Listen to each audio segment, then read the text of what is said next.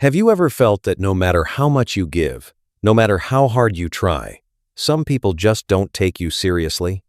Most of us believe respect is lost through big mistakes, scandals, failures, betrayals. But the truth is far more dangerous. Respect doesn't vanish in one dramatic moment. It quietly erodes through small, invisible habits you repeat every single day. Picture this. You're in a meeting at work or at a dinner with friends. One careless word, a promise you don't keep, or a habit of complaining. And suddenly, without a word spoken, people's image of you begins to sink.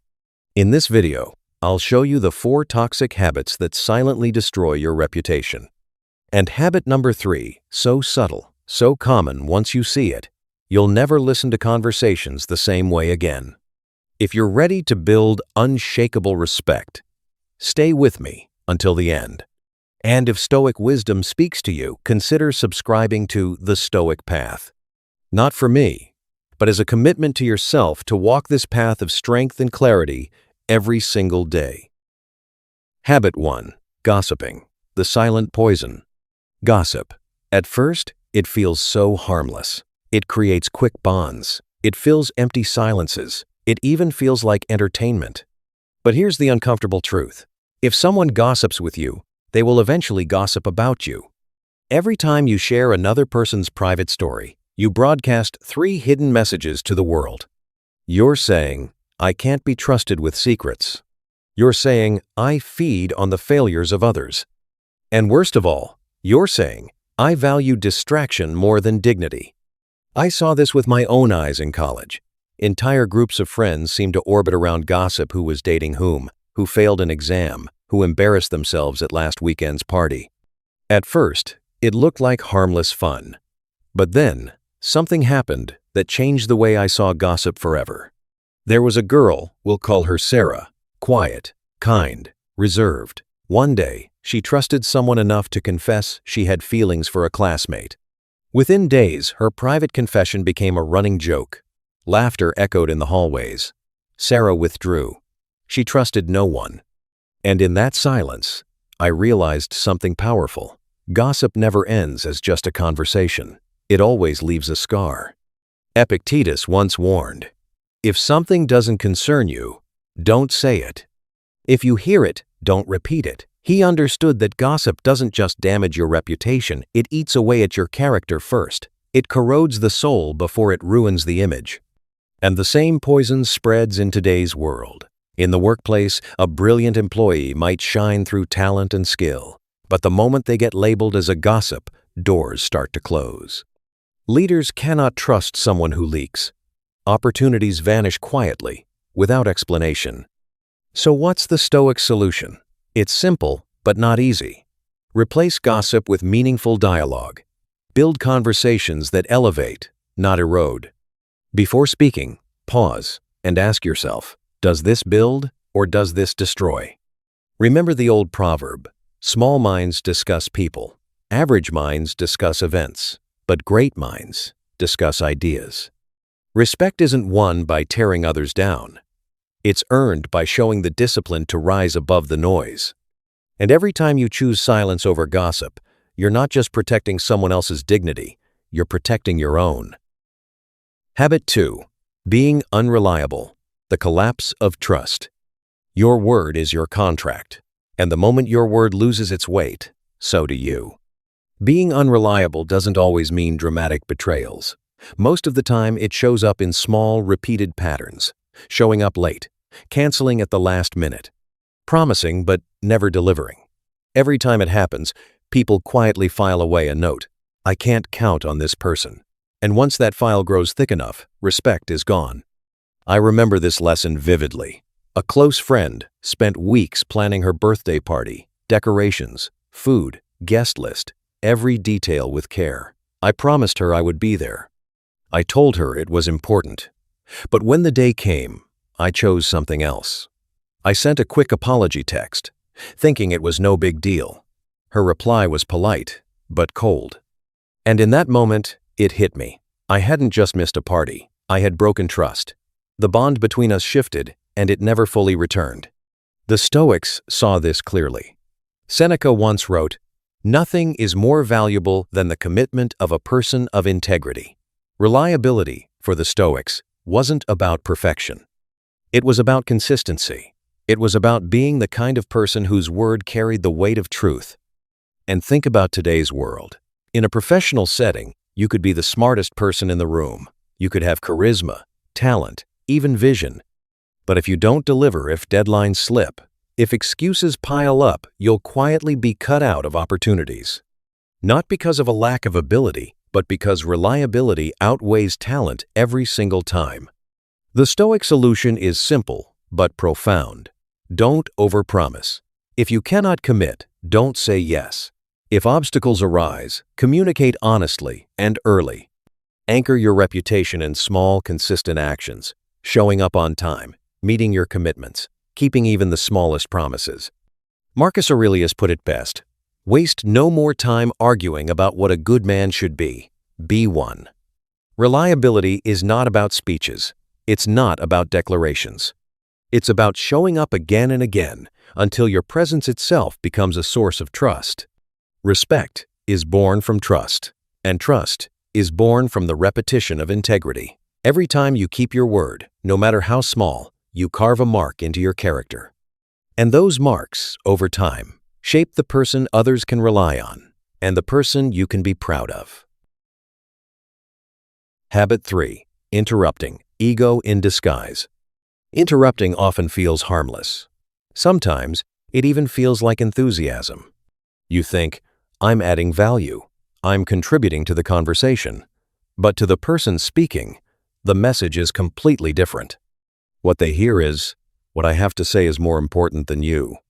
And over time, that unspoken message eats away at respect. I learned this lesson the hard way. Early in my career, I was full of energy and eager to prove myself. In meetings, I would jump in at every chance, cutting people off mid-sentence, finishing their thoughts, rushing to share my ideas. I thought I looked smart, engaged, dynamic. But one day, my manager pulled me aside. She looked me in the eye and said, "You are always ready to speak, but rarely ready to listen." Those words hit me harder than any criticism. She was right. I wasn't listening. I was waiting for my turn to talk. Epictetus gave us the cure long before modern psychology discovered it. He said, "We have 2 ears and 1 mouth for a reason, so that we may listen twice as much as we speak." The wisdom here is simple. Respect is not earned by dominating the room with your voice. It is earned by having the humility to listen. And think about today's world. In business, many promising entrepreneurs lose deals not because their ideas are bad, but because they can't stop interrupting investors. The inability to listen signals arrogance. Deals collapse, not from lack of intelligence, but from lack of respect. The same happens in friendships, relationships, even families. People don't want to fight for space in your attention. If they always feel unheard, they will stop talking altogether. The Stoic solution is what I call Stoic listening. When you feel the urge to jump in, pause, take a breath, ask yourself, does this need to be said right now, or can it wait? Learn to value silence as much as speech. Respect grows in the quiet space you create for others. When you give someone the gift of full attention, you send a powerful message. You matter. Your words matter. And that, more than any clever comment, will make you someone others admire, trust, and remember. Interrupting is not a sign of strength. True strength is presence without ego, the calm confidence of someone who doesn't need to prove themselves in every sentence. Habit 4. Complaining. The victim mindset. We've all complained about the traffic, about the weather, about our boss, our partner, our circumstances. At first, it feels like release a way to vent the frustration boiling inside. But here's the truth. When complaining becomes a habit, it stops being a relief. It becomes a cage. And over time, it traps you in the role of a victim. I remember a period in my life when I complained about everything. If it rained, I complained. If it was hot, I complained. If someone wronged me, I would stew over it for days. At first, I didn't notice the pattern. But then a friend looked at me one day and said, "Man, it seems like nothing is ever good enough for you." His words stung. I wanted to argue, to defend myself. But deep down, I knew he was right. My identity had quietly shifted from a person with challenges to a person defined by complaints. The Stoics were clear about this. Marcus Aurelius wrote, "Do not complain about the world, either change it or accept it. Complaining without action is surrender.